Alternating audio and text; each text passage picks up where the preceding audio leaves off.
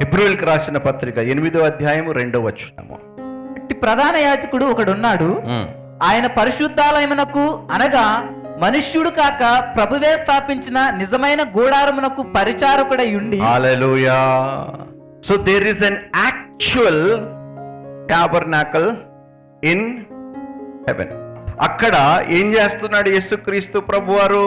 ప్రధాన యాజకుడుగా మన పక్షమున విజ్ఞాపనలు. దేవునికి స్తోత్రము. హల్లెలూయా. ఎంత మంచి దేవుడు. భూమి మీదే కాదు మనల్ని జ్ఞాపకము చేసుకున్నది, పరలోకానికి ఎక్కి అక్కడ కూడా ప్రధాన యాజకుడుగా నిలబడుతూ మన పక్షమున విజ్ఞాపనలు.